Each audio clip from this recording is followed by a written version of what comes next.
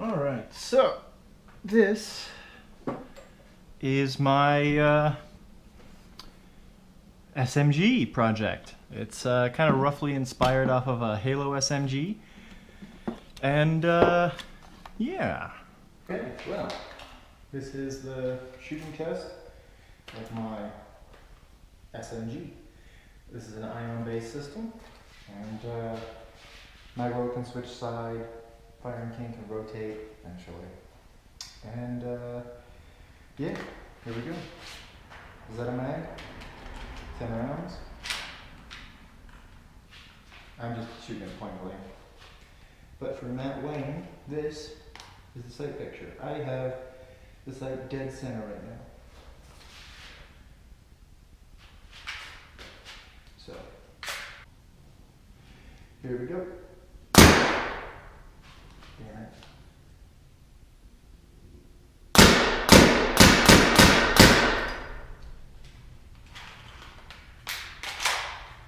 Rounds don't feed. I still am new to Zetas.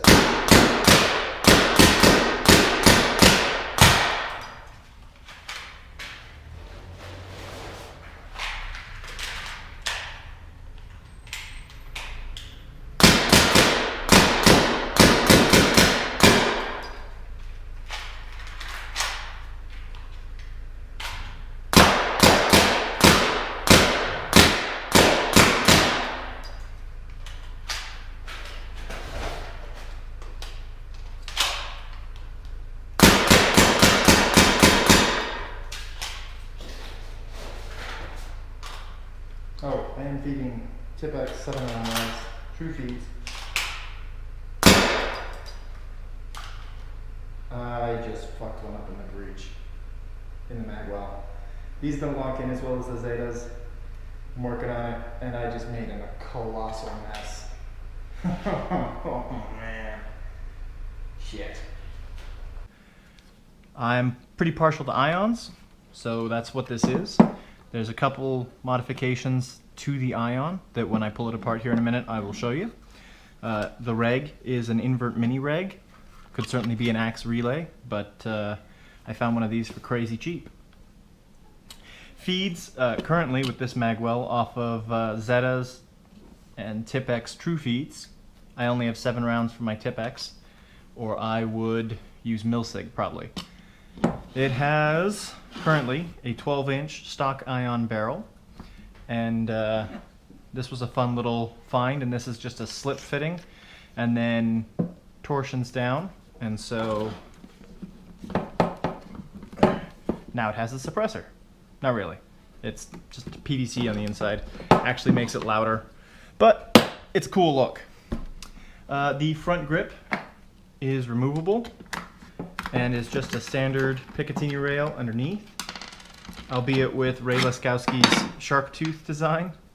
The stock is a kind of an HCS style adjustable. Here you can see that there's notches cut into these steel rods, and this right here just catches it, and it's springed. So there's 3 settings. And that'll be the first thing I take off. Here is the battery.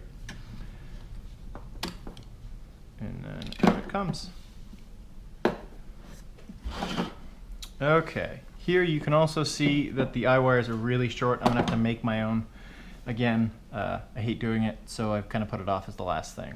It is completely operational right now. I didn't have any breach problems with the balls, but I did have a bit of a problem with the magwell.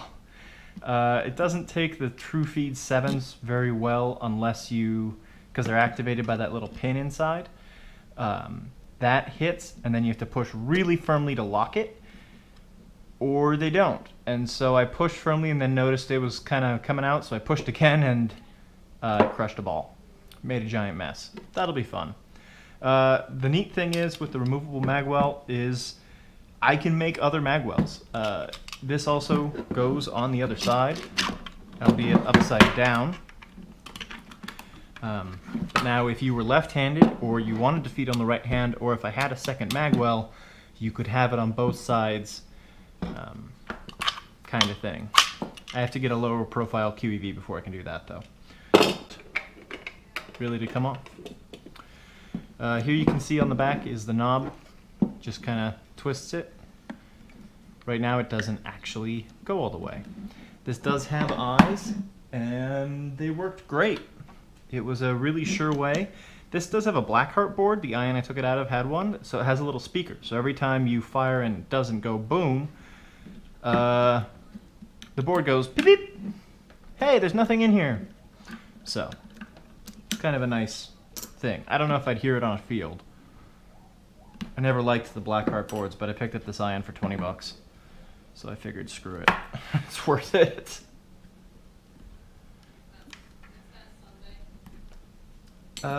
It's a stock bolt, stock eyes. The board it came with, so it's mostly stock. Yeah.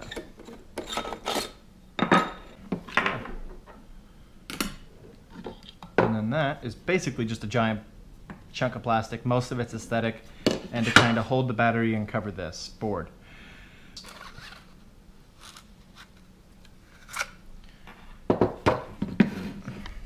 This is the stock breech.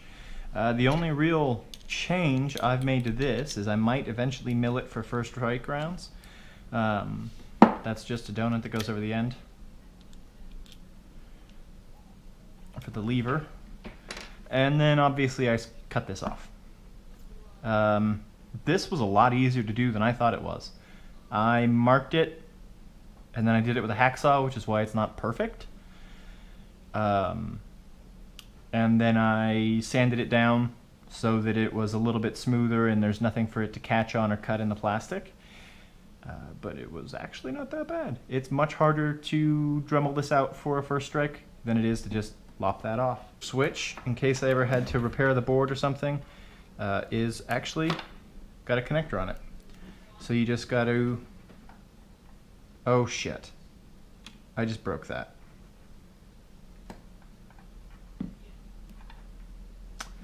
That's supposed to be attached to this. Shit. Okay. Well. Worked once. Damn. Yeah.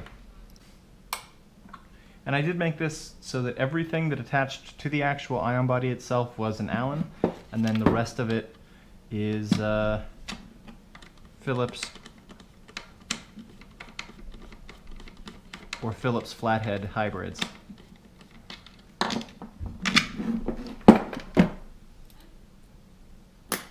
I think printed parts, there's 13 or 14 parts. Yeah. The only exception to that Allen rule is the actual grip frame itself, because it's a clamshell grip, but it's a tubular body.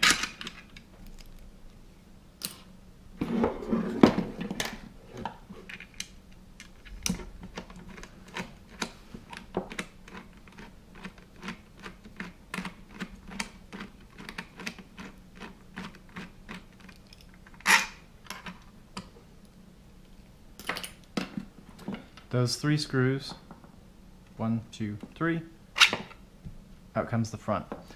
This is effectively modular. This could even be gassed up, and the only thing you'd have to do is remove the barrel.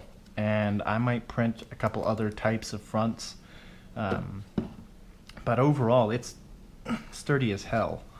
I don't think you could hit it with a hammer in certain spots, but it's beefy. Alright. Here you can see inside the trigger grouping, and I did make this with an ambidextrous lever, but because it is printed, it's not the smoothest motion.